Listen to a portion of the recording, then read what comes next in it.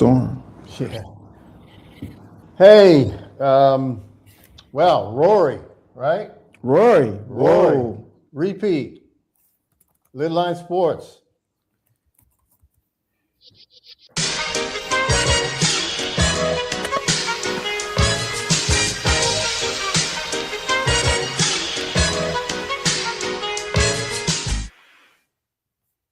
Hey, welcome to LidLine Sports. I'm Pep, my man MC. And we have to Stevenson. What's up, bro? How y'all doing, man? I'm good. You didn't know I can carry a tune like that, did you? Do it again. No.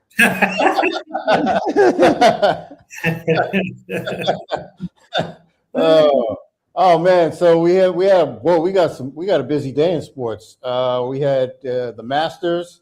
I watched some of that. I know MC watched some of that. We watched it together on Saturday. Actually, Rory McIlroy is a repeat champion. He won last year and he won it again this year. And of course, as Michael was telling me on the way in, that we've got some detractors in the golf world because of him winning again. We'll get to that in a second. We got a little scandal going on. Woo! You want to be some TMZ there, O? How you feel about that?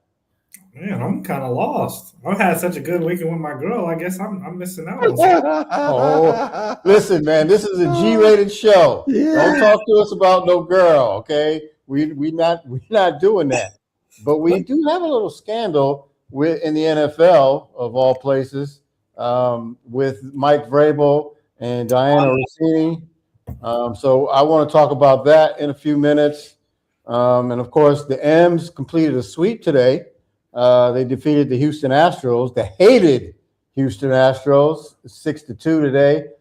They beat them all 4 games, Friday, Saturday, Sunday, Monday, all beat downs for the most part. I'm shocked. Except for I guess the Saturday wasn't the actual beat down, but they were getting beat down and they made a comeback. So anyway, no need to be shocked. Huh? I was replying to MC. He said he's shocked. I'm not shocked. First of all, it's early. Second of all, they always beat the Astros in Seattle. So. Yeah, true. Astros are beat up and washed up. They're struggling, and so I mean, I'm shocked that they swept them because they weren't. This is the first series that they won, but then they're still second to last place. But yeah. I'm happy for them, but I'm not happy for them because look, like what did I tell you on Saturday? I have no faith in them. I hate to say it. I don't have no faith in it, and it's early in the season, but prove me wrong. That's all I got to say. Yep, exactly. And also, sorry about that. We got, of course, we got the NBA regular season just ended. Yes, so sir. Now we got the play-ins. It's going to start soon. So O's going to get us up to speed on all of that. And then the WNBA held their draft today, and I actually watched it. From I think, you know what, when I turned it on, it was Seattle's turn to pick. So that was perfect timing, I would say. And it was quite a surprise Agreed. for me because I thought by the time that the Storm would pick that Fam would be gone. And I thought that either Olivia Miles or AZ Fudd would be left over for the Storm to pick. Turns out AZ Fudd was the first pick of the NBA draft by the Dallas Wings. Number 2 went to Olivia Miles with Minnesota. And then Seattle picked our Fam Thiam. I'm kind of butchering the name. I apologize for that. But I'm just actually finding out about her. I just read up on her in the last couple of days because when I saw the mock drafts, I was seeing her as the actual number 1 overall pick. So that was a surprise to me that she didn't get picked number 1 all overall. And the fact that the Seattle Storm actually picked her because she's a big girl. She's 6'4", and Izzy's 6'6". And then, of course, we got Dominique Malonga, who's also 6'4". So that looks like a formidable front line in the future. What do you guys think? Yeah. I'm only going to speak on who I've saw play. First of all, shout out to the UCLA. They had all 5 of their starters, I believe, go in the first round. Yep. I wonder if that's ever happened before. Nope. Okay, that was really cool to see.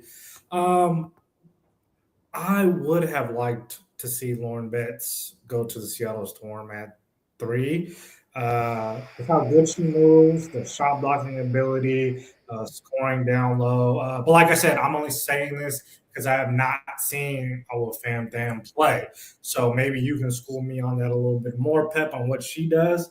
But I really loved what I've seen from Lauren Betts in the tournament.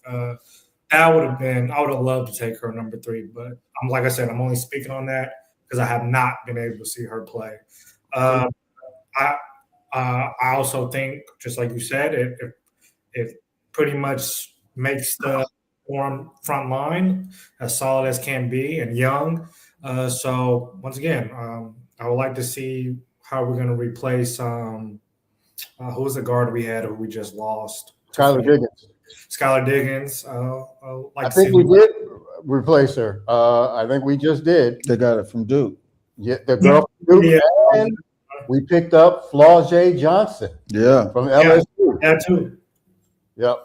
MC, what's your thoughts on that WNBA draft, or for the Storm specifically? For the Storm, I'm liking it. I mean, it looks good on paper, so we just have to see how it comes out on the court. But I'm liking it. You know, I'm good. They needed bigs, to help with the rebounding, and they got a shooting forward. You know, they got some good picks. So from losing some of the players to what they got, I think they're gonna be all right. You know. Yeah. You asked a question about what does our Fam Thiam bring that maybe somebody like Lauren Betts does not. Well, we already got the shot blocker, rebounder, and Izzy. Mm-hmm. And what you don't want is you want Lauren Betts and Izzy clogging up the middle, because that destroys your spacing on the offense. So you've already got a player that can do that defensively.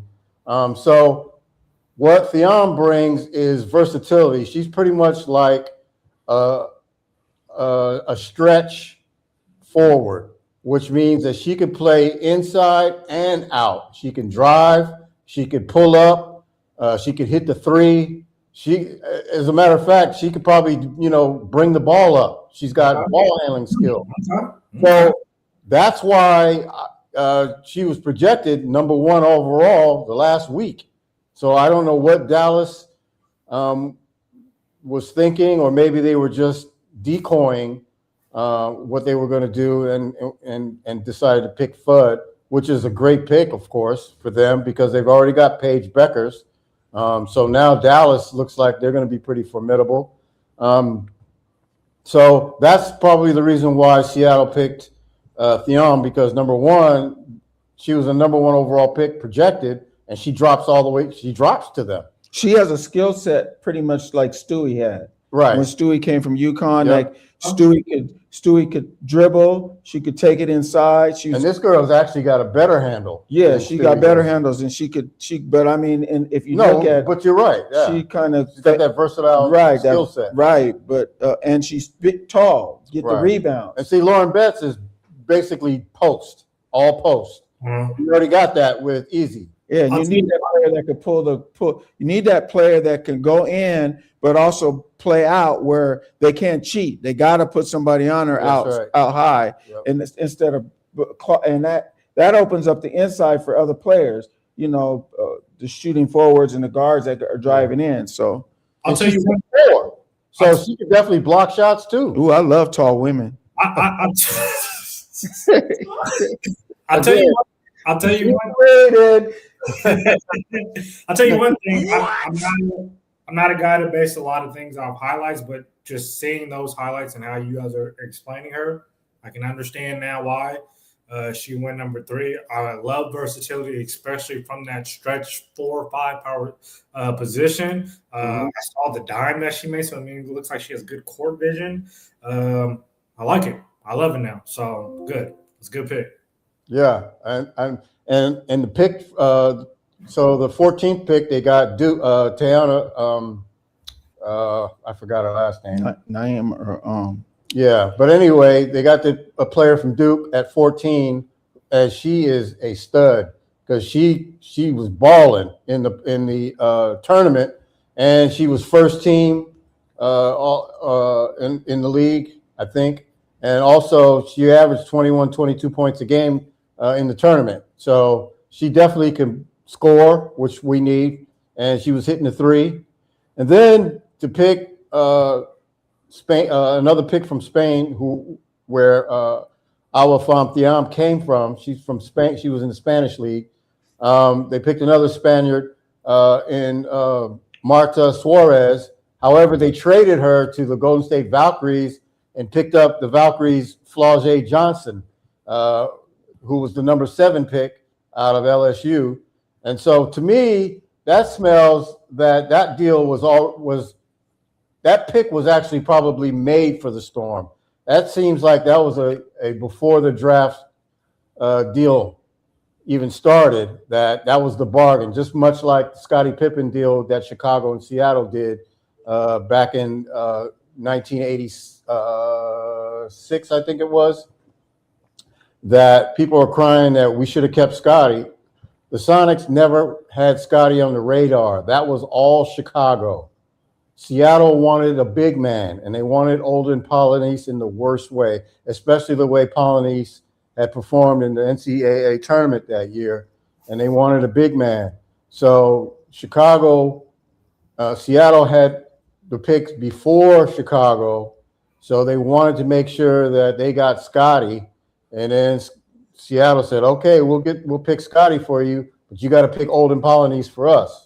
So, well, who got the better end of that deal? Well, we already know it wasn't us, but that's how that works out. So I think this is much the same thing. I think that Seattle called up Golden State and says, "Look, if Flau'jae Johnson falls to you, please pick her. You guys tell us who you want us to pick, and we'll pick them, and then we'll throw in another pick." That's how that works. Dang, they got another girl, 6'3" from Michigan State. Yep. Van Sluten. Yep, Van Sluten. Yep. Another shooter. They're loading up with 6'3", 6'4", 6'5". And shooters. Yeah. Yep. So, yeah. So that's what you got there, at least from my perspective. Can I get some quick college news in? Absolutely. Yes. Rainier Beach's own Texas Tech freshman Jalen Petty entered the transfer portal earlier or late last week, and he's decided that he's going to take his talents to UCLA. Yes, sir. Good for him. Good pickup for UCLA. I'm interested. I've been trying to reach out to my boy at Texas Tech to see what happened there. I wouldn't be surprised if you're hearing a lot of these teams talk about how year by year, depending on how well they do, they don't have the same NIL money that they had from the year before. Jalen Petty got a lot of money. I'm hearing he got close to 7 figures from Texas Tech. They may have not been able to give him that going into next year. I'm just speaking on speculation. Don't quote me, because there's no way he's leaving because of playing time, because he started towards the end of the year and going into the tournament.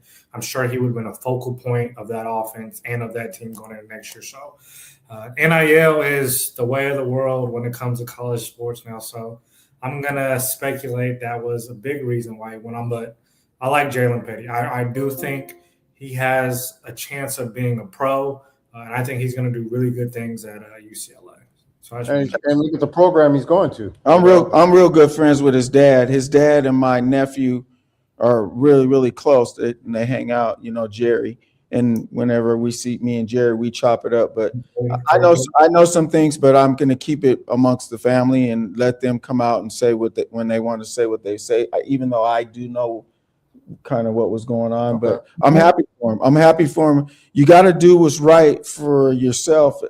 And his dad knows basketball well. So he's a smart kid. So I think he did. There is something to it, but it doesn't matter. Just go to UCLA and ball out, and all that will be, behind. Well, here's what I'm starting to figure out about this NIL stuff and what these kids are doing coming out of school. Like a lot of these kids are like Petty. We all know how talented he was. He scored 50 some odd points in high school and whatnot. And sometimes you don't get the schools after you that you want. Yeah. So the best thing you could do is go to the school that wants you, right? So you like TCU, ball out. Now you can enter the transfer portal, and that I'll bet you UCLA's, Dukes, and the schools like that, after they see you play that 1 year at that school that when they passed up on you before, now they want you, and now they're going to up the ante to try and get you. So you're going to make more coming out of school going from your freshman year to your sophomore year than you would coming out of your senior year in high school to freshman. And that's a good point because Jalen Petty did sign to Texas Tech really late. So that is a good point. From the other side of things, too, from also his side, too, I mean, a lot of things are probably promised. Schools over-recruit and then start to look in the transfer portal. So, like I said, I never once in this day and era now, for the most part, try to blame the kids while they're leaving. There's so many things that's going on behind the scenes now. You try hard not to blame the coaches either because they have a job to do too. I'm just disappointed because, like I said, my boys at Texas Tech. Like I said, more than me, MC, but I would have loved to see him stick it out there. But I do think I can't think of the coach at UCLA, Mickey, whatever. Nick Cronin. Yeah, Nick Cronin. I think Petty is the perfect type of player for what Nick Cronin looks for. A tough big guy who's going to guard. He can create for himself. So I think it's still a match made in heaven. I'm sure that's a big factor. But look, he's in LA compared to where? That too. Yeah, he's in LA compared to Tech. Point too. That's a great point. And think about it, UCLA. Yeah, and I think UCLA has a little bit more juice than TCU, even though TCU is a great school. Don't get me wrong, I'm not downplaying it. No, but now you said it though, Otis. Texas Tech. Yeah, Texas Tech. Yeah, Texas Tech. But you not TCU, but Texas, not Texas Christian, but Texas Tech. But you said it though. NIL has changed the whole dynamics of college sports, period. And nowadays you can't blame a player, nor can you blame a coach. And like you said, sometimes they over recruit a player, and then the next year when they need to make some changes, they got to go to that player and say, look, we offered you this, but we got to reel back on this a little bit because we're trying to do this and we're trying to do that. And, it's kind of like the same in the pros, when they offer a player this and this and that. And that's why the NFL, they've been pushing for guaranteed contracts. We can't get it in college, but there's a lot of dynamics going on. And we just got to say, man, just go where you go and ball out and everything will fall into place. Yeah, and here's the thing, as long as, this is still relatively new, this NIL stuff. So the longer it goes on, the more you're going to get used to the players or the people coming out of high school going into college are going to start to learn from the previous people before them how to negotiate and how to figure out, okay, I'll go to this school for this year and I'm going to do whatever I can to ball out. And then next year I'm going to get re-recruited and then hit the portal and I'm gone. Or maybe, you know what, if you go to that school and you like it and you develop a team, you might want to stay. Who knows? And they might be able to pay you to stay. So, it could work out that way.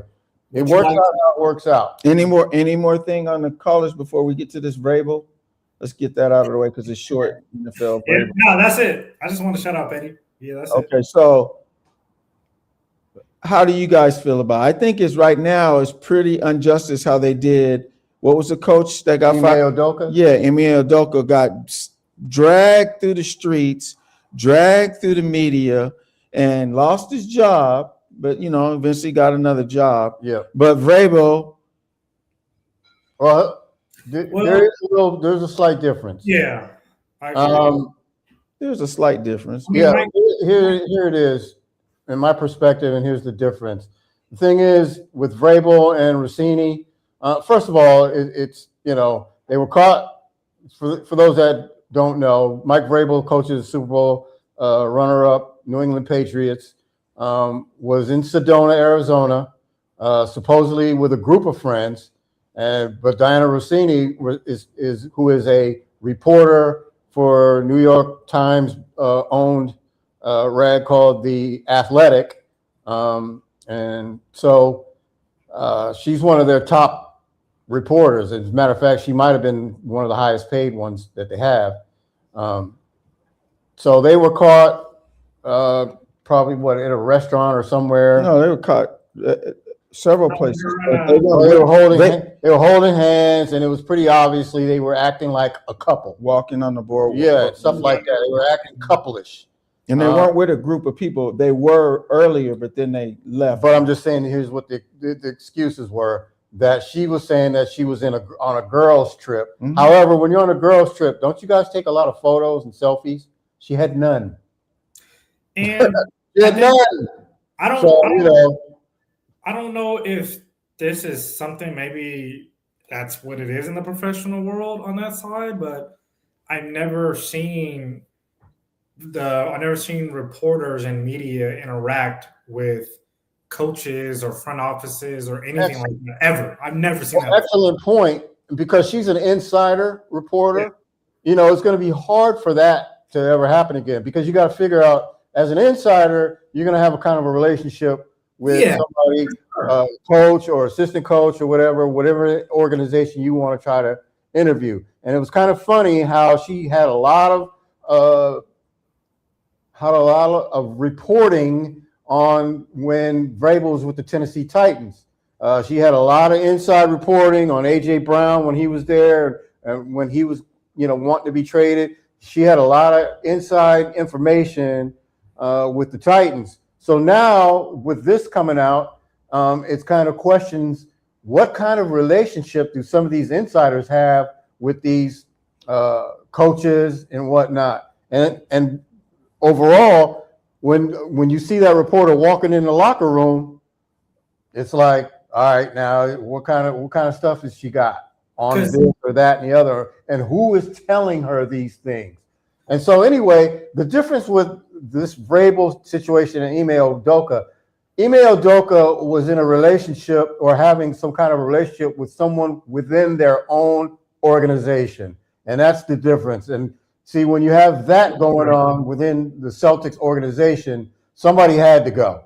Whereas with Vrabel and Rossini, they don't work together at all. They're not in the same organization. Now, Rossini, the Athletic, has said that she is not going to be reporting, which to me is just saying, why don't you just say you suspended her? Because not reporting, means that she's getting suspended with pay.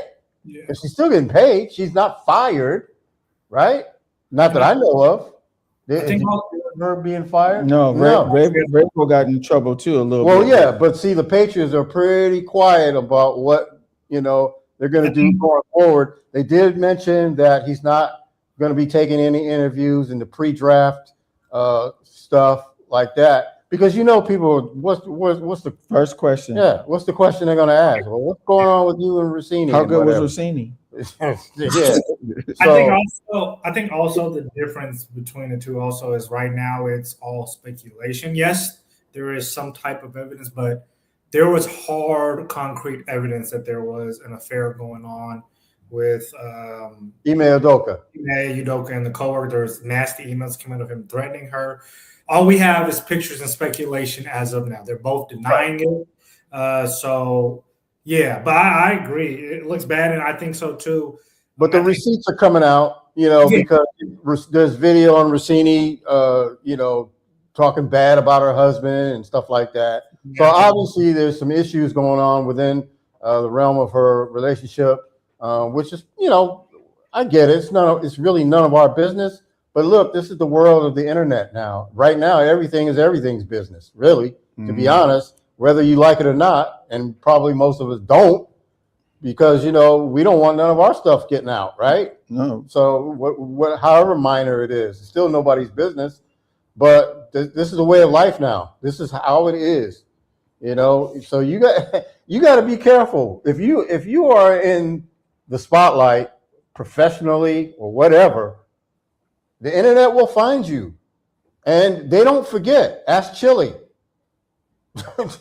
They don't forget. You could say one thing, and then they'll go back and somebody will go back and find something on Instagram 3 years ago that you thought was deleted. It ain't deleted. It's still out there. Mm-hmm. The network has a network, right? So you could delete something off of here, but it's still going to be over here that controls this. So, and good luck. Back to MC's point. Even if there comes out that there is real concrete proof that they were in an affair, Mike Vrabel's not going to get fired for that. No, because it's not within their organization. No. Yeah, and he just went to the Super Bowl. Football is a different type of animal than NBA, but it's gonna. I really think it'll mess up the chemistry. Yeah, that's what I was going to say. The same thing. And if it messes up, if it impacts the chemistry and the PR, the media move with the Patriots, they could get rid of him. They could just go up to him and say, "Hey, look, it's in our best interest. This is for our team and for our organization. It's just too much outside noise." And it could happen. Like you said, I don't think it will, because they got to break a rule. He can get attorneys and say, "Hey, look, I didn't break no rule, rule. Exactly. I broke moral rules, but not a team rule." And he could just come out and apologize and said it was wrong for what I did, but doesn't make it right. No, absolutely. You're absolutely right. So, for folks that are out there saying that, Ime Udoka got railroaded. Well, no, he didn't. No, he didn't. Yeah. He did it to himself, unfortunately, and look, he's doing great now. Yeah. He's got a Houston Rockets team. They're probably going to beat the Lakers in the first round. I don't see how the Lakers are going to beat them, but you never know. But I don't think it's going to happen. So he's fine. He's doing okay. So when we come back, that first half was quick. We do say this the fastest hour in sports, and we ain't lying. But when we come back, we're going to get into some real NBA. Because I know you're chomping at the bit to talk about that, and we're going to try and see if we can squeeze in some Mariners observations. So don't go away. LidLine Sports, Rainier Avenue Radio. We will be right back.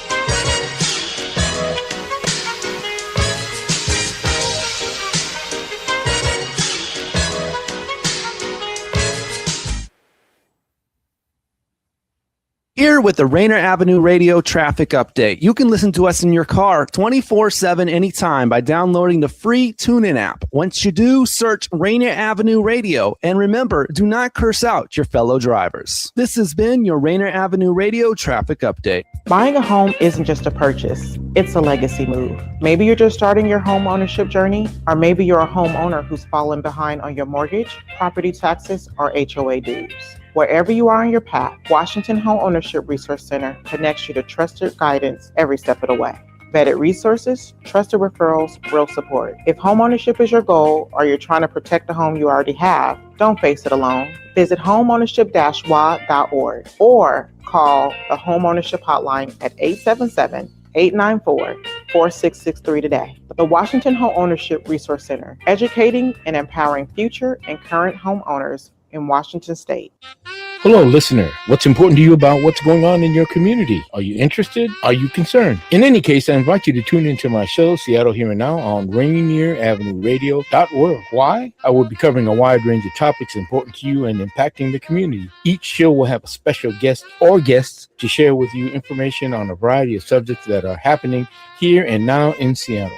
I promise I will work hard to make my show informative, interesting, and entertaining. Be sure to listen to Seattle Here and Now on Rainier Avenue Radio.world. Mga kaibigan, ito po si Kuya Bert Kawili. And this is Miles Salvador from Australia. And I'm Norb Kawili, also known as NorbCam. Kung gusto niyo po ang latest news and events from the Philippines at the local Filipino community, PhilAm Radio po. We play Filipino music and interview guests from all around the world. And I'll keep you updated on the latest Seahawks and sports news. Kaya always tune in PhilAm Radio every Tuesday, 1 to 2:30 p.m. Pacific Time on Rainier Avenue WNBAAvenueradio.world. And in YouTube and Facebook. Salamat po. Are you in need of new or gently used clothing? Hope's Community Closet is here to help. We offer a wide range of clothing for men, women, youth, children, and infants. Join us on the fourth Saturday of each month from 12:30 to 4 at the Silent Task Force. We're giving clothing with care, community with heart. Lovely Ladies Lemonade for sale, and shop to the sound of old school soul. Any questions? Contact Alicia Kennedy, Executive Director of Women United at 206-316-7601. 206-316-7601. Come and find the perfect outfit for you and your family. We look forward to seeing you there. You know you can't get enough of Rainier Avenue Radio. .world.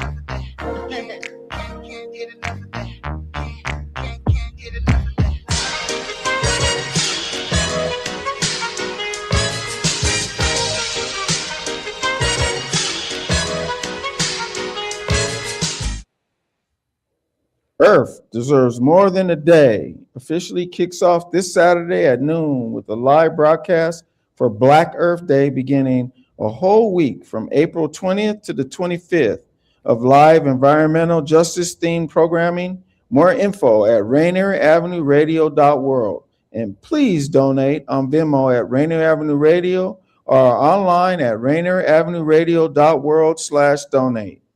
All right, welcome back to the second half of the show. I'm Pep. My man MC here. You just heard him.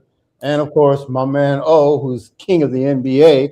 Speaking of the NBA season, regular season is now over. And, guys, to me, this is probably one of the most blasé regular seasons the NBA has had. I didn't watch hardly any games. I watched a few, and it was a hard watch at that. But anyway, the play-ins are all set. And I know you just got your knife and fork ready to start eating. So go ahead, bro. Give us some. I'm with you. I've been non-eating for the last 3-4 months. I mean, this season, just like you said, has been honestly over since January. If you ask me, the same 8 teams, I believe, on the Western Conference side have been in the playoffs. Well, I think 1 through 7 have all been in the playoffs the whole time. And the East, for the most part, has been set, but that back end. Shout out to Charlotte. I know they barely missed making that 6th seed, but I want to give them a shout out. Getting back into playing meaningful basketball again. They'll be in that playing tournament against the Miami Heat. And also shout out to Portland Trailblazers getting back to playing meaningful basketball again. They'll be playing my Suns tomorrow. For the most part, on the Western Conference side, we all knew how it was going to end. The Thunder winning 60-plus games, right behind them, San Antonio second, winning 60-plus games.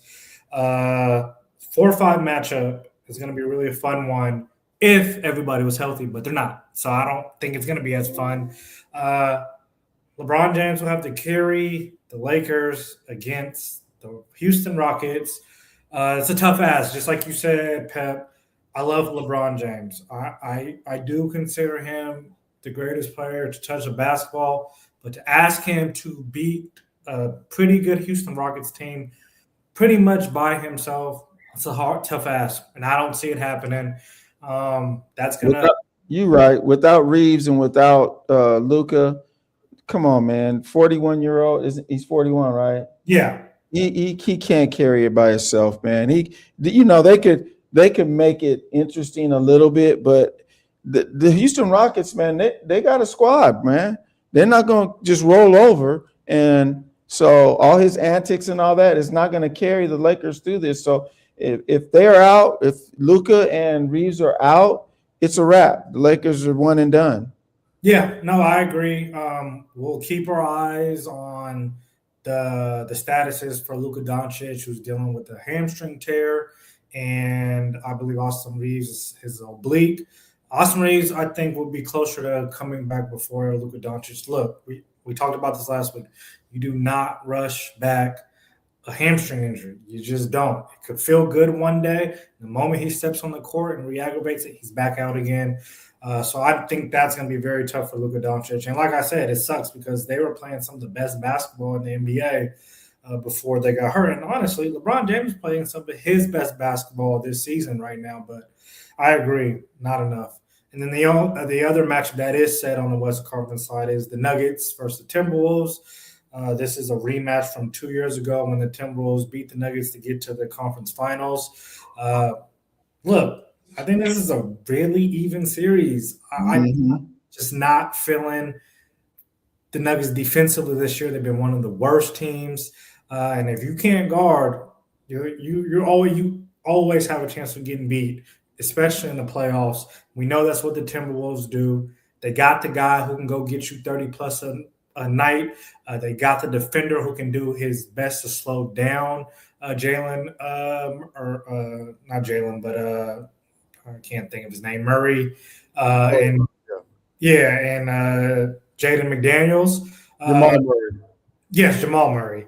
So I think that's a really even series. I'm going to get the lean towards the Denver Nuggets because they do have the best player on the court in Jokic, and we know what he can do. And home court. And home court. Yeah. And home court. And home court. And look, Anthony Edwards has been in and out the lineup the last month. Let's see if he can get his feet under him in time to carry the Timberwolves. But I don't see it happening. But I do think it's going to be a good series. Like I said before, 7-8 will be the Phoenix Suns and Portland Trailblazers. I thought about wearing my Suns gear coming into this. I don't want to jinx this yet. Let us get to the playoffs first. Who do you guys think is going to win that game? I think that's going to be a tough pick because they're both – it's like they're close in the – I think the Blazers are hungry, man, young, hungry. And Phoenix has been on a kind of a roller coaster kind of. They haven't been totally consistent, whereas the Blazers, kind of reminds me of isn't Orlando the same way? They got a lot of young players on their team too, the Orlando. Yeah. And so they're in it, right? They made it, didn't they? Yeah. So the Blazers and the Orlando kind of are similar, but Phoenix is kind of like, I don't know. You got to play the game, So let's go. But I have the edge more a little bit towards the Blazers because I think they're young and hungrier. And but you never know. Your boys might pull it out, man. Oh, what you think, Pep? I'm kind of torn on this one because I've seen some of the regular season games with both teams, and I know that Phoenix and Portland are kind of like, they blow each other out. Portland gets blown out in Phoenix. Phoenix gets blown out in Portland. And, of course, we know that Phoenix has home court. So Portland's definitely going to have to come through and win a game in Phoenix in order to win a series. And that's going to be a lot to ask for them because they're a young team. And so, and then, of course, they got a young coach, and he's still not named permanent, right? Tiago Splitter, still not named permanent coach. So, I think if they win this series, I think he might just make his residency in Portland. Mm-hmm. But, I'm not sure that's going to happen. It's a tough one. It looks like a 7-gamer. And I'd have to go with Phoenix on that because, of course, the last game being Phoenix. I'm sorry? One game. What am I? Oh, this is the play. Good. I'm thinking. You know what? I'm thinking of a whole doggone series. He had me going. I was like, I forgot it was the play-in. My bad, folks. For this game, well, look, this game is one game. It's anything goes. You know what? I'm going to go with Portland on this one, only because I like the way they've been playing the last couple of weeks. I'd like to see Tiago Splitter keep that job. I love Avija. And then, of course, you got Drew Holiday, who's got plenty of experience. So, you know what? Let me go with the upset and go with Portland. If it was a 7-game series, I would have. And Phoenix had the home field. Spaced on that. I would have went. That's the only reason why I went. It's a 1-game, one and done. Yes. Because they're not. Neither one of them are 7 seeds, right?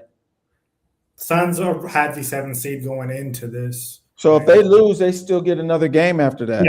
Yes.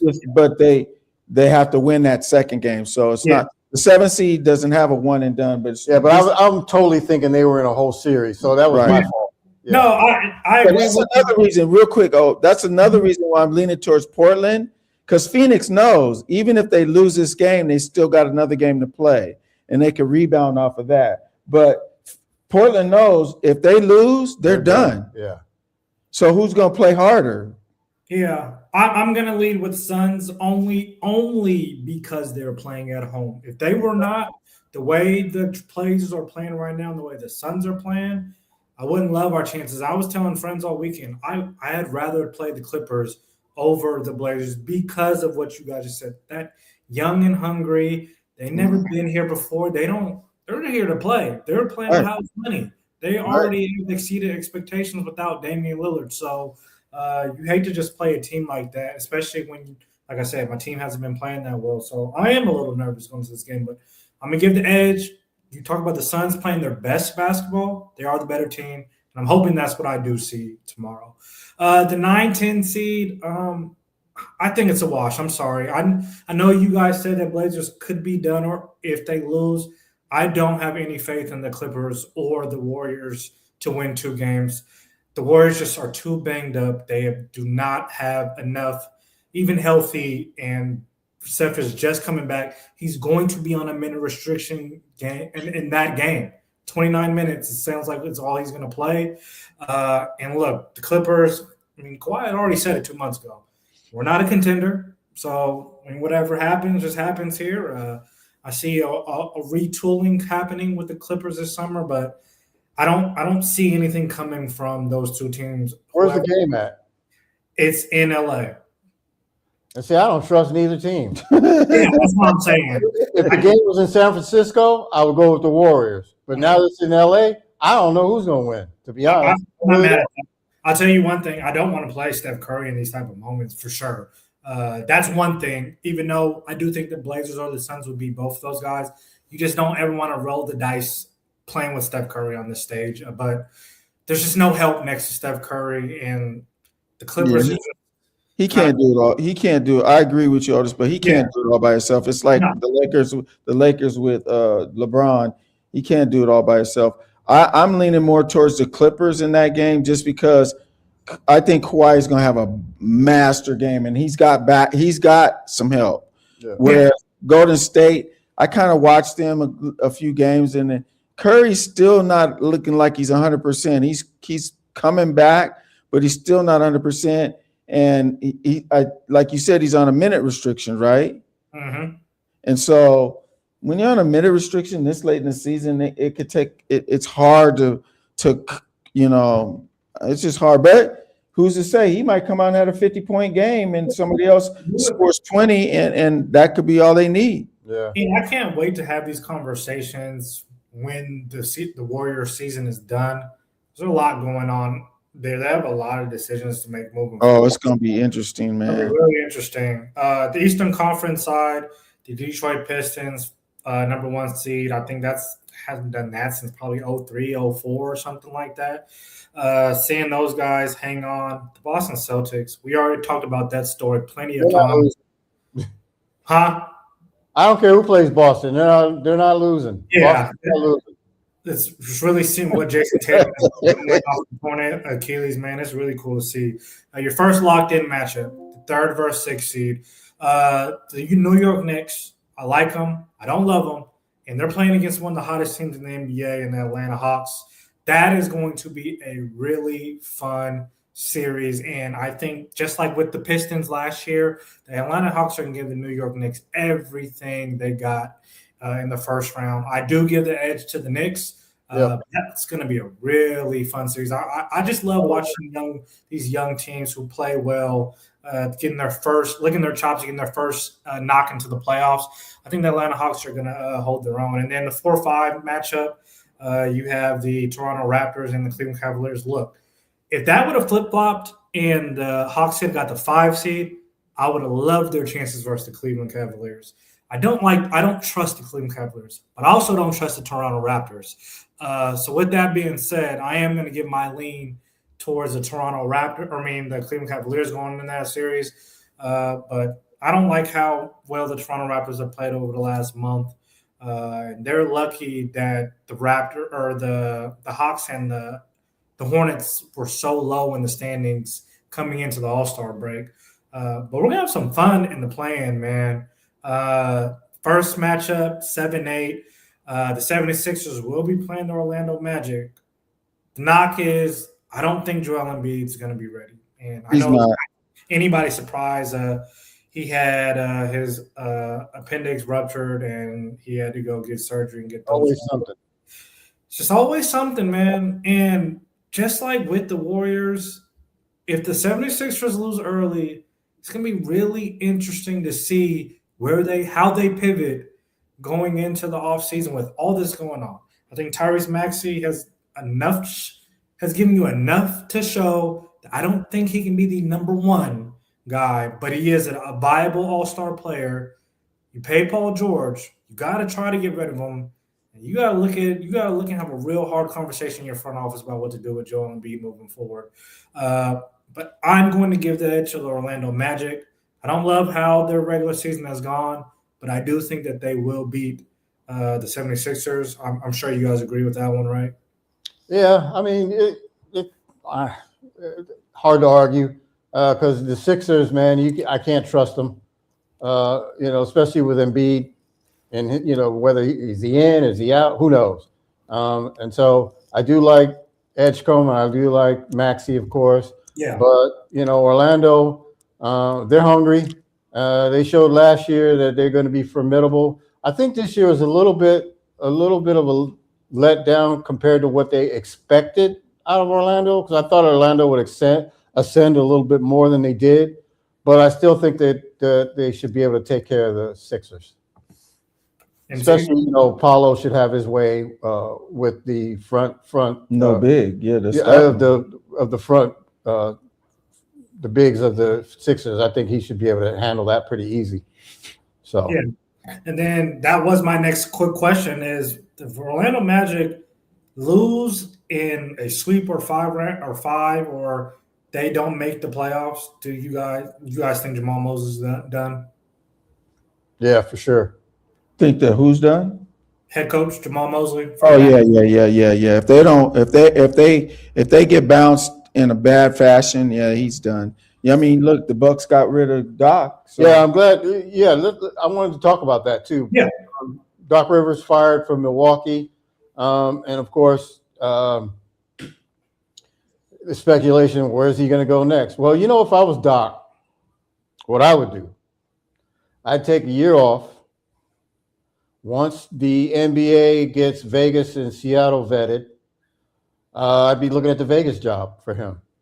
First coach for the Vegas team, a proven playoff guy. He'd be a good fit there to start a team there. That way he could coach them, and he wouldn't be expected to win, and then he could help them ascend over the next few years. And he will have some time and some patience to do his thing, because that's the kind of thing he needs right now. Because it doesn't matter if a playoff team fires him and then hires him, because what's going to happen? Fire him again. Yeah. I don't disagree. I do think Doc's had a tough couple of years coaching. I think he's done. I think that. I don't think so. I think he is, man. Sometimes some of these guys just need to recharge. Mm-hmm. And a year off does that. Because a lot of guys, like, he's been on TV before, okay? He's been commentating. Yeah. He's done that. So if he wants to get back to that for a year or whatever, he probably could. Do you think, though? Guys, once they get the coaching bug, and he has, obviously, because he's been all over the place, sometimes when you get to a situation where, is it bad as it was in Milwaukee, because they won 32 games. Giannis was in and out, and Giannis was always complaining about this, that, and the other. Look, if I was Milwaukee, I'd say, look, Giannis, you be the coach. Oh, you don't want to be the coach? Then shut the what up. Some of these teams need to start getting tough with some of these players, because this is getting ridiculous. Some of these guys trying to take over the teams, and they're not the head coach. Yeah, you're a star player, But look, man, we've won a championship already, okay? If you want to go somewhere else and try and succeed, have at it. Yeah, he's causing too much That's my attitude right now. Yeah, I'm tired of it. He's causing too much drama there. He's saying he wants to play. He's saying the team is the one that's saying they don't want him to play. I don't believe any of it. Yeah. And I think it's just time to move on, get your best package that you can that's going to help you more so in the future, and just move on. I don't even see where he wants to go. Or have Giannis coach him. Yeah. Because he's controlling who they bring in anyway as far as players. He's got his two brothers on the team. Neither one of them got no business on the team. Agree. And then your first and then your 9-10 matchup is going to be the Charlotte Hornets versus the Miami Heat. Look, I think we're all hoping that the Charlotte Hornets make the playoffs. They have played like a top 5 team. I love seeing LaMelo. Yes. And they got a nice young team. I'm leaning towards the Hornets in that series, man. Con Knipple. Oh, and 1-8. Miller. They got a nice squad. You got them upsetting Detroit Pistons? No. I got them winning this game. I'm leaning, this, but not when it comes to Detroit. I got to see. I don't know. I don't think they can, but I'm not going to count them out the way they're playing. It's gonna be man. a fun series. I think it'll be a very fun series. Yeah. I hope that's the matchup that I want to see out of every matchup in the NBA. Charlotte Hornets get that 8 seed versus the young Pistons team. That's going to be fun to watch. Yeah. But yeah, that's what I got. Tuesday, Wednesday, you're playing games, and then this weekend, it's game time. Saturday, first. Well, Friday, there's game Friday if somebody if the lower seed wins, right? I mean, yeah. The 18th. Right, yes. Tuesday, Wednesday, and then Friday will be your playing, and then Saturday is game time. Mm-hmm. The 18th. Yes, just like my mom said too, the playing games are on. Some of them are on Prime, but the rest of them are on NBC. So you do get to see some of the games. You're on Prime and what? NBC. Oh yeah, I got both. I'm good. Yeah. You just gotta sign up, mother. Sorry. Sure. Yeah. So let's see. So you went through all of them, right? Yep. Mm-hmm. Okay. Man. So what was I going? I had a thought, but now I've lost it. I hate that. Man, I had something to say, but then I lost it. So the Mariners look like their bats are warming up a little bit, and that's a good thing at the right time. But it's against Houston, so we'll see against the Padres. Right. Come tomorrow. Yeah. Come tomorrow. If they goes back to them, losing by 1 or not scoring 2, only getting 2 runs, and it was just a fluke that they swept Houston, and it's a joke. But Houston's got the worst ERA in the league right now. If they don't have the worst, they're near the bottom. Oh yeah. So they came at the right time, Mm-hmm. and as a matter of fact, the right bats got hot. Right. Cal finally got some home runs. Julio's getting hits, and Naylor got 2 home runs today. So those guys are in the middle of the lineup. They have to produce. Yeah, Julio got a home run that won to help him win the game. So if they don't produce, we're not winning. And when they do produce, and with our pitching, because our pitching, no matter what, has still been at upper echelon of Major League. If not, they're like number 2 or 3 overall ERA and inning. As far as starters, how far they go and everything. The problem is we just can't hit. And Houston fixed that because the Mariners scored 9 runs Friday, 8 runs Saturday, 5 runs Sunday, 6 runs today. So if you get 5+ runs every night, you should win most of those games. Mm-hmm. Yeah, no, I agree. You kind of take this series with a grain of salt. I mean, the Astros are down 3 pitchers, and just like you said, they have nice ERAs. But yes, you do what you're supposed to do. The San Diego Padres a little much better out their starting rotation, and they've been hitting the ball much better. Look, it's early. It sucks to see the Mariners, especially against the Angels. That was just an atrocious series offensively. And, it bothers you to the core watching them hit like that, you just try not to panic. And look, it's really tough to say anything right now. But you give your kudos to, just like you said, the pitching staff. Emerson Hancock. Oh my goodness, his start, the way he's starting, you just keep making it tough on Dan Wilson on who is going to be in this rotation. Oh no! Look, I'm gonna tell you right now. What they need to do is hurry up and get Bryce Miller back, and say adios to Castillo, because I'm tired of his inconsistency. He'll have 2 or 3 good games, and then the rest he'll be like poop. And you know what? The last 2 games he's been trash, and I mean terrible. We were fortunate to win that game Saturday because he was god awful. And fortunately, the Astros pitching, relief pitching, is terrible. And Wu didn't pitch in this series, did he? Yeah, no, he didn't. No, he didn't. And so we were fortunate that Houston's ERA pitching staff is so terrible and banged up right now that we took advantage of that. Otherwise, you know, who knows where our record would be. Yeah, and I brought up Wu because it's something still ain't right, because the 2 games that I've seen him pitch. He should be scheduled to pitch tomorrow. Right. So we'll see. Yeah. Because he's having trouble getting to the 5th inning, you know, Right. running out of gas, you know. Well, you know, and then, you know, the Mariners, one thing I like about this series against San Diego, we play well against them. We only lost 1 game all last season against them. We played them 6 times, beat them 5 out of the 6. We won every game down in San Diego.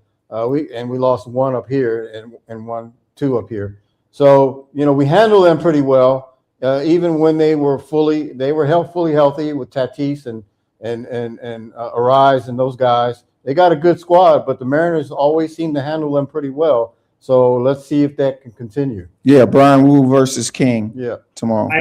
I don't know if you guys have also paid attention to Kate Anderson. 2 starts. Yeah. I have.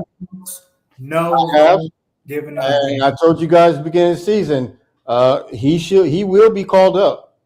Probably. Look, I'm thinking May. At first I was thinking June, July, and now I'm thinking they might call him up in May. Yeah,